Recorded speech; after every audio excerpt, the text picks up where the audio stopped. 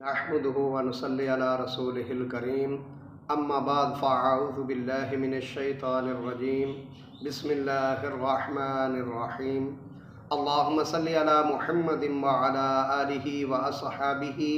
وبارك وسلم۔ کروڑوں درود و سلام شافع معاشر شافع بنی آدم علیہ السلام اور آپ کی آل اولاد طیبین طاہرین پر۔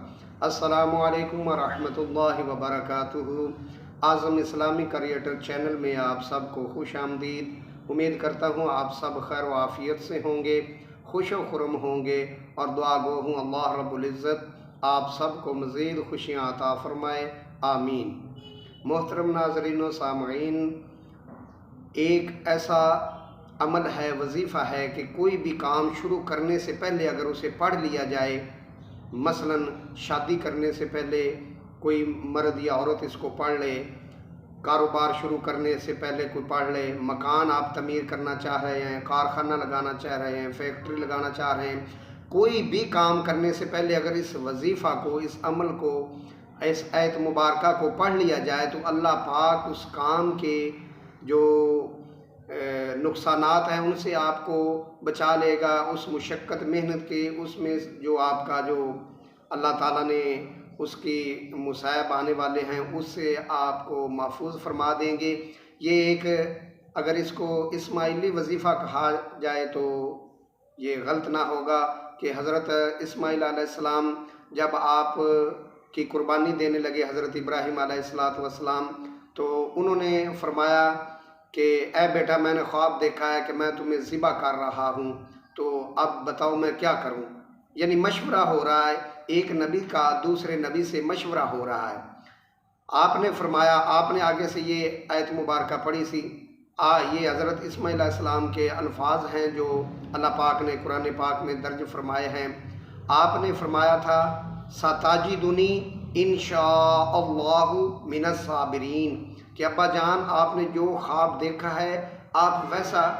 کریں، آپ انشاءاللہ۔ آپ نے یہ نہیں کہا کہ میں جناب فلاں نبی کا بیٹا ہوں، فلاں میرا دادا ہے، یہ وہ،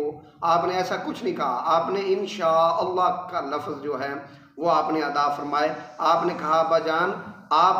کو جو حکم دیا گیا ہے، جو خواب میں آپ نے دیکھا ہے وہ آپ کریں، آپ انشاءاللہ مجھے صبر کرنے والوں میں سے پائیں گے۔ یہ حضرت اسماعیل علیہ السلام کا وظیفہ اس لیے کہا گیا ہے کہ جب آپ کی قربانی دینے لگے حضرت ابراہیم علیہ السلام تو آپ نے یہ آیا مبارکہ پڑھی تھی ستاجدنی انشاء اللہ من الصابرین، کہ ابا جان جیسا آپ کو حکم دیا گیا ہے آپ ویسا کریں، آپ مجھے اگر اللہ نے چاہا تو آپ مجھے صابرین میں سے پائیں گے۔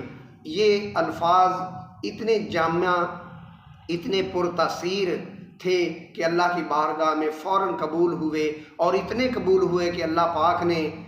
جو مینڈا ہے وہ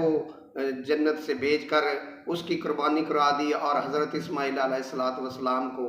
وہ اجر قربانی کا مل گیا، حضرت ابراہیم علیہ السلام کو بھی بیٹا اللہ کی راہ میں قربان کرنے کا اجر مل گیا، اور قیامت تک جو بھی مسلمان قربانی کرتے رہیں گے، کسی بھی چاہے جانور کی کریں، ان کو بیٹا اللہ کی راہ میں قربان کرنے کا اجر ملتا رہے گا۔ اتنی جامعہ پرتاثیر یہ دعا ہے، یہ چونکہ حضرت اسماعیل علیہ السلام نے اپنی جان کا جو نذرانہ ہے اللہ کی بارگاہ میں دینے سے پہلے، یعنی اس نیت سے پہلے، ذبح ہونے سے پہلے آپ نے یہ دعا فرمائی تھی کہ ستاجدنی انشاء اللہ من الصابرین۔ یہ سورۃ صافات کی 120 نمبر آیت مبارکہ ہے۔ تو آپ جو بھی کام کریں، چاہے وہ شادی کریں، چاہے کوئی خوشی کا کام کوئی بھی آپ کرنا چاہ رہے ہیں، مکان نیا تعمیر کرنا چاہ رہے ہیں، یا فیکٹری کارخانہ وغیرہ، یا کوئی بھی کاروبار کرنا آپ چاہ رہے ہیں، تو اس سے پہلے 3 دن آپ اس آیت مبارکہ کا ورد کریں، یا چند بچے بلا کر آپ ایک جگہ بیٹھ کر ان کو کہیں کہ اس آیت مبارکہ کو پڑھیں، تو انشاءاللہ العزیز اس میں سے جو آزمائشیں ہوں گی، آنے والی آزمائش جو آپ کے کاروبار میں ہے، اللہ پاک نے آزمائش کرنی ہے، تو اس سے آپ اللہ تعالیٰ کے جو حفظ و ایمان میں آ جائیں گے، اللہ پاک اس کے مصائب علام سے آپ کو بچا لیں گے، اور آپ کو جو آپ جو بھی کاروبار شروع کر رہے ہیں، جو بھی کام کر رہے ہیں، اس سے پہلے اگر اس عید مبارکہ کا ورد کریں گے 3 دن پہلے، تو انشاءاللہ العزیز اللہ پاک آپ کو آنے والے مشکلات سے بچا لیں گے، آپ کو نقصانات سے بچا لیں گے، اور آپ اللہ پاک کے حفظ و ایمان میں آ جائیں گے۔ اس لفظ کو آپ ویسے بھی کوئی بھی آپ کو مصیبت آئے، پریشانی آئے، تو آپ اس آیت مبارکہ کا ورد کیا کریں، اور جو لفظ انشاءاللہ ہے اسے اپنی زندگی کا معمول بنا لیں۔ جو بھی کام آپ کرنا چاہ رہے ہیں آنے والے وقت میں، تو انشاءاللہ لازمی کہا کریں۔ یہ نہ کہیں کہ آپ کو کوئی شخص کہہ رہا ہے کہ آپ نے جناب یہ کل پیسے دینے، تو آپ یہ نہ کہیں ہاں جی ٹھیک ہے میں کل دے دوں گا۔ ارے بھائی کہاں سے دے دو گے؟ کل تمہیں پتہ ہے کچھ بھی ہو سکتا ہے، تمہارے ساتھ کچھ حادثہ پیش آ سکتا ہے، کل تمہارے پاس پیسے نہ ہوں، کوئی مسئلہ تمہارے ساتھ واقعہ ہو سکتا ہے، تو کہاں سے دو گے؟ لفظ انشاءاللہ یہ لازمی کہا کریں کہ اگر اللہ نے چاہا تو میں یہ کام ضرور کروں گا، کیونکہ اللہ پاک جو چاہتے ہیں ہوتا وہی ہے، ہمارے چاہنے یا نہ چاہنے سے کچھ نہیں ہوتا۔ اس لیے جو بھی آپ بات بولیں تو انشاءاللہ لازمی کہا کریں۔ اس کے بہت فوائد ہیں، بہت اجر و ثواب ہے اس کا، اور یہ جو وظیفہ ہے ستاجدونی انشاءاللہ من الصابرین، آپ ہر مشکل ہر پریشانی میں اس کو پڑھ سکتے ہیں۔ جب بھی آپ کو کوئی مشکل درپیش ہو، کوئی مصیبت آنی آپ پر آ جائے، تو آپ اس آیت کا ورد کریں انشاءاللہ العزیز۔ اللہ کے فضل و کرم سے آپ اللہ تعالیٰ کے حفظ و ایمان میں اس عمل کی برکت سے آ جائیں گے۔ اس آیت مبارکہ کا جو اجر ہے وہ ایک یہ بھی ہے کہ آپ صابرین میں سے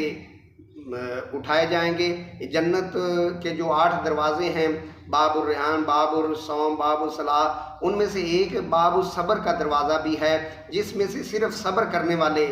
گزریں گے۔ نبی پاک صلی اللہ علیہ وآلہ وسلم سے صحابہ کرام نے عرض کیا کہ یا رسول اللہ صلی اللہ علیہ وسلم، کوئی ایسا کام بھی، کوئی ایسی نیکی بھی ہے جس کے اجر و ثواب کا کوئی تعین نہیں؟ کیونکہ نماز پڑھنے والوں کو ایک محدود اجر دیا جائے گا، روزہ رکھنے والوں کو، زکوٰۃ دینے والوں کو، لیکن سرکار نے فرمایا ہاں ایک ایسی نیکی ہے جس کا کوئی تعین نہیں، کوئی حساب نہیں، وہ بے حسابہ آپ کو اس پہ اجر ملتا ہے، اور وہ ہے صابر۔ صابرین جو ہیں، صبر کرنے والے ہیں، ان کو اللہ پاک بے حساب اجر و ثواب عطا فرماتے ہیں۔ تو دعا ہے کہ اللہ پاک ہمیں اپنے صابر بندوں میں سے بنائے۔ اس وظیفہ کو، عمل کو صدقہ جاریہ سمجھ کر آگے شیئر بھی لازمی کر دیا کریں، اور اب تک اگر آپ نے میرے چینل کو سبسکرائب نہیں کیا تو چینل کو سبسکرائب لازمی کر دیں۔ جزاکم اللہ خیرہ۔